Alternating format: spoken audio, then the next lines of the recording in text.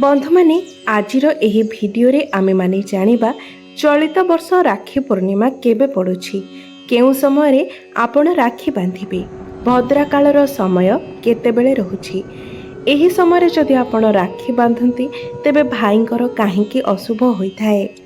आपण किपरि निजर भाई हातरे राखी बांधिबा उचित एवं राखी बांधिबा समय केउ मंत्रर उच्चारण करिबा उचित। राखी बांधिबा पाई शुभ समय कौन रहिछि। बंधु माने एही दिन जो भद्रा काल रहुछि, भद्रा काल समय आपण कदापि भी निज भाई हातरे राखी बांधिबा उचित नहीं। कारण भद्रा काल रे जदि आपण निज भाई को हातरे राखी बांधंती तो एहा द्वारा आपणक भाईंकर अमंगल होइथाए। तो आपण माने एही भद्रा कालर समय जानिबा अत्यंत आवश्यक होइथाए। तो ए सबु विषय आजिर एही भिडियो रे आमे माने सविशेष भाବରେ आलोचना करिबा। तेणु भिडियोटी को स्किप न करी आपण शेष पर्यंत निश्चय देखंतु। बंधु माने भाई भौणी को संपर्क ठारू बळी पवित्र संपर्क ए दुनिया रे बोथे आउ किछि नाही एवं गोटे डोर रे बंधा हैतिबा सेही संपर्कटी को राखी पूर्णिमा दिन आमे आहुरी अधिक मजबूत करिथाउ। भौणीटीए तार भाई हाथ में बांधि दिए राखी एवं ता बदल रे से भाई ठारू निजर सुरक्षा चाहिए एवं भाईटे मध्य निजर भौणी को वचन दे थाए जीवन सारा तार सुरक्षा करिबा पाई। एहा व्यतीत गोटे भौणी निजर भाई हाथ में राखी बांधि भाईर दीर्घायु मध्य कामना करिथाए। बंधु माने चलित वर्ष अगस्ट 19 तारिख रे राखी पूर्णिमा पड़ुछि एवं एही 19 तारिखर संपूर्ण दिन सारा पूर्णिमा तिथि मध्य रहुछि एवं पूर्णिमा तिथिटी सकाळ 9:30 आरंभ होई राति 11:30 पर्यंत रहिबो।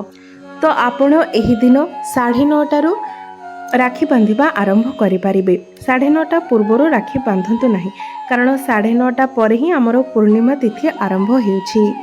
तेबे बंधु माने एही भद्रा कालटी कोन एवं भद्रा काल रे राखी बांधिबा काहेकि मना करा जाय थाए, काहेकि बारण रही थाए भद्रा काल रे राखी बांधिबा को नेकी। राखी बांधिबा आपण एही भद्रा काल रे राखी बांधिबा द्वारा कोन सतरे भाईंकर मृत्यु होई थाए, तेबे ए विषय रे पुराण रे मध्य वर्णना करा जायछि। तेबे आपण मानकु कहि रखे जे एही कथाटी निराट सत्य अटे। आपण माने जदि भद्रा काल रे निजर भाई हाथ रे राखी बांधंती तेबे भाईंकर अकाल मृत्यु होई थाए। ए कथा पुराण रे वर्णना करा जायछि। बंधु माने पुराण अनुसारे शूर्पणखा निजर भाई रावण हाथ रे एही भद्रा काल रे ही राखी बांधिथिला, जहा फल रे अल्प दिन भितर ही रावणर मृत्यु होइथिला। बंधु माने भद्रा हेउछंती शनिंकर भौणी एवं भद्रा ब्रह्मांक ठारू अभिशाप प्राप्त करिथिले। भद्रा अहंकार जड़ित होइथिबा हेतु ब्रह्मा भद्रा को अभिशाप देइथिले जे भद्रा जेतेबेले तुमर काल चलिबो, अर्थात जेतेबेले भद्रा काल चलिबो सेतेबेले कोनोसी शुभ कार्य करा जिवो नाही। एही भद्रा काल रे ना कोनोसी व्रत, ना कोनोसी तीर्थ, ना कोनोसी प्रकारर शुभ कार्य करा जिवो। केवल रक्षा बंधन ही नुहे, एही भद्रा काल रे कोनोसी भी शुभ कार्य करा जाय न थाए। तेणु जेहेतु एही 19 तारिख दिन भद्रा काल चालुअछि, तो आपण राखी केमिति बांधिबे। तो बंधु माने एही भद्रा कालर समय रहुछि दिन 9:30 1:30 पर्यंत। तो दिन 1:30 पर आपण निज भाई को हाथ रे राखी बांधि पारिबे। मात्र सकाळ 9:30 आरंभ करी दिन 1 पर्यंत आपण निज भाई को हाथ रे राखी बांधंतु नाही, कारण एपरि करबा द्वारा आपणक भाईंकर अमंगल होइथाए, तांकर अशुभ होइथाए। आपण दिन 1:30 ठारू आरंभ करी राति 11:30 मध्यरे निज भाईंक हाथ रे राखी बांधि पारिबे। एहा द्वारा आपणक भाईंकर मंगल हेबो, तांकर शुभ हेबो। तेबे बंधु माने राखी बांधिबार मध्य किछि विशेष नियम रही अछि एवं प्रत्येक भौणी माने एहा जानिबा मध्य आवश्यक अटे। बंधु माने मने रखिबे जे राखी पूर्णिमाटी एक पवित्र दिन होइथाए। एही दिन आपण निज भाईंकर मंगल कामना करी शुभ कामना करी तांको हाथ रे राखी बांधि थांती। एही दिनटी आपणकर भाईंक पई उत्सर्गीकृत होइथाए।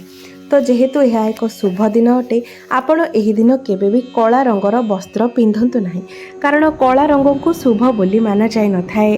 एवं जेतेबेले आपण निज भाईंकर वंदापना करूछंती, सेही समय आपण गोटे घियर दीप जलांतु ଏବଂ ରାକ୍ଷୀ ବାନ୍ଧିବା ସମୟରେ ସବୁବେଳେ ଦେଖିବେ ଯେ ଆପଣଙ୍କର ଭାଇଙ୍କର ମୁଖ ଯେପରି ପୂର୍ବ ଦିଗକୁ ରହିବ କିମ୍ବା ଉତ୍ତର ଦିଗକୁ ଥିବ ଏବଂ ରାକ୍ଷୀ ବାନ୍ଧୁଥିବା ଭଉଣୀଟି ପଶ୍ଚିମ କିମ୍ବା ଦକ୍ଷିଣ ମୁଖା ହୋଇ ରାକ୍ଷୀ ବାନ୍ଧିବେ। ଏହାଦ୍ୱାରା ଆପଣଙ୍କ ଭାଇଙ୍କର ମଙ୍ଗଳ ହୋଇଥାଏ। ବନ୍ଧୁମାନେ, ଆମମାନଙ୍କ ଭିତରେ ଏପରି ଅନେକ ବ୍ୟକ୍ତି ଅଛନ୍ତି ଯେଉଁମାନଙ୍କୁ ଏହି ନିୟମ ବିଷୟରେ ଜଣା ନାହିଁ। ତେବେ ଆଉ ଗୋଟିଏ ଗୁରୁତ୍ୱପୂର୍ଣ୍ଣ କଥା ହେଉଛି, ଆପଣ ରାକ୍ଷୀ ପୂର୍ଣ୍ଣିମା ଦିନ ଯଦି ପ୍ରଥମ ରାକ୍ଷୀଟି କୌଣସି ଦେବତାଙ୍କୁ କିମ୍ବା ଗୋମାତାଙ୍କୁ ଅର୍ପଣ କରନ୍ତି, ତାପରେ ଆପଣ ନିଜ ଭାଇଙ୍କ ହାତରେ ରାକ୍ଷୀ ବାନ୍ଧନ୍ତି, ତେବେ ଏହା ମଧ୍ୟ ଆପଣଙ୍କ ଭାଇଙ୍କ ନିମନ୍ତେ ଅତ୍ୟନ୍ତ ଶୁଭ ହୋଇଥାଏ। ତେବେ ବିଶେଷ କରି ଯଦି ଆପଣ ପ୍ରଥମ ରାକ୍ଷୀଟିକୁ ଭଗବାନ ଗଣେଶଙ୍କୁ ଅର୍ପଣ କରନ୍ତି ଏବଂ ଏହା ସହିତ କିଛି ଦୁବ ଅର୍ପଣ କରନ୍ତି, ତେବେ ଆପଣଙ୍କ ଭାଇଙ୍କ ସହିତ ଆପଣଙ୍କର ମଧ୍ୟ ମଙ୍ଗଳ ହୋଇଥାଏ। ମନେ ରଖିବେ, ଆପଣ ଯେଉଁ ରାକ୍ଷୀକୁ ନିଜ ଭାଇଙ୍କ ହାତରେ ବାନ୍ଧୁଛନ୍ତି, ସେହି ରାକ୍ଷୀ ଯେପରି ଖଣ୍ଡିତ ନ ହୋଇଥାଏ କିମ୍ବା କୌଣସି ଜାଗାରୁ ଛିଣ୍ଡି ନଥାଏ।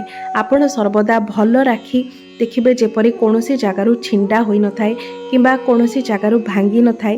ଆପଣ ସର୍ବଦା ଭଲ ରାକ୍ଷୀ ହିଁ ନିଜ ଭାଇଙ୍କ ହାତରେ ବାନ୍ଧିବେ।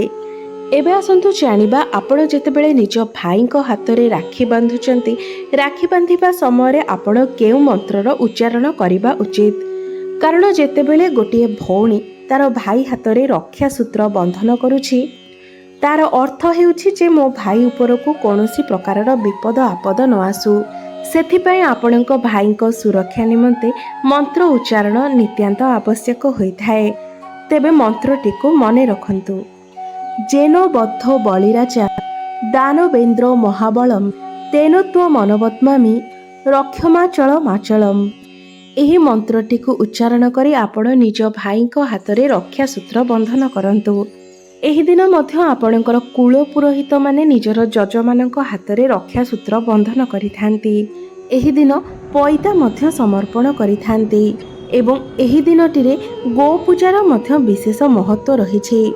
ଏହି ଦିନ ବିଶେଷ ରୀତିରେ ଗୋ ପୂଜା କରାଯାଇଥାଏ। ଏହି ଦିନ ଗୋରୁ ଗାଈମାନଙ୍କୁ ଚନ୍ଦନ, ସିନ୍ଦୁର, ଫୁଲମାଳ ଇତ୍ୟାଦି ଦେଇ ପୂଜା କରାଯାଇଥାଏ ଏବଂ ପିଠା ଭୋଗ କରାଯାଇଥାଏ ଏବଂ ଯେଉଁ ପିଠାଗୁଡ଼ିକ ଗୋମାତାଙ୍କ ନିକଟରେ ପୂଜା କରାଯାଇଥାଏ, ସେହି ପିଠାଗୁଡ଼ିକୁ ଗୋମାତାଙ୍କୁ ଖାଇବାକୁ ଦିଆଯାଏ।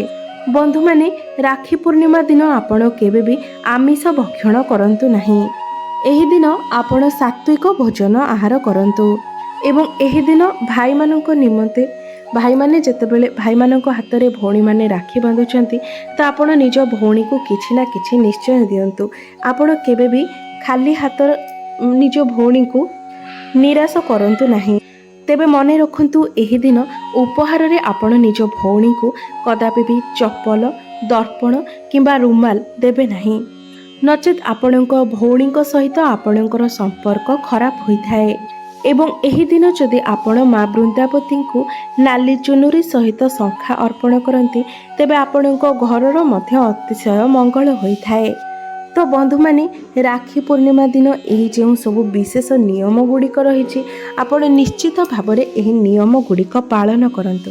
କାରଣ ଏହି ନିୟମ ଗୁଡ଼ିକ ପାଳନ କରିବା ଦ୍ୱାରା ଆପଣଙ୍କ ଭାଇଙ୍କର ମଙ୍ଗଳ ହୋଇଥାଏ। ଆପଣଙ୍କ ଭାଇଙ୍କୁ ଦୀର୍ଘାୟୁର ଆଶୀର୍ବାଦ ପ୍ରାପ୍ତ ହୋଇଥାଏ। ପ୍ରତ୍ୟେକ ଭଉଣୀମାନେ ଚାହାନ୍ତି ସେମାନଙ୍କ ଭାଇଙ୍କର ମଙ୍ଗଳ ହେଉ, ଭାଇଙ୍କର ଉନ୍ନତି ହେଉ ଏବଂ ସାରା ଜୀବନ ସେମାନଙ୍କ ଭାଇ ତାଙ୍କର ରକ୍ଷାର ଭାର ବହନ କରନ୍ତୁ, ସେମାନଙ୍କ ଭଉଣୀଙ୍କୁ ସୁରକ୍ଷା ପ୍ରଦାନ କରନ୍ତୁ। ତ ଆପଣମାନେ ନିଶ୍ଚିତ ଭାବରେ ଏହି ସବୁ ଛୋଟ ଛୋଟ ନିୟମ ଗୁଡ଼ିକୁ ରାକ୍ଷୀ ପୂର୍ଣ୍ଣିମା ଦିନ ପାଳନ କରନ୍ତୁ। ତ ବନ୍ଧୁମାନେ, ଏହି ରାକ୍ଷୀ ପୂର୍ଣ୍ଣିମାଟି ଆପଣଙ୍କ ପାଇଁ ଶୁଭମୟ ହେଉ, ଏହା ହିଁ ଈଶ୍ୱରଙ୍କ ନିକଟରେ ମୋର ପ୍ରାର୍ଥନା। ଧନ୍ୟବାଦ।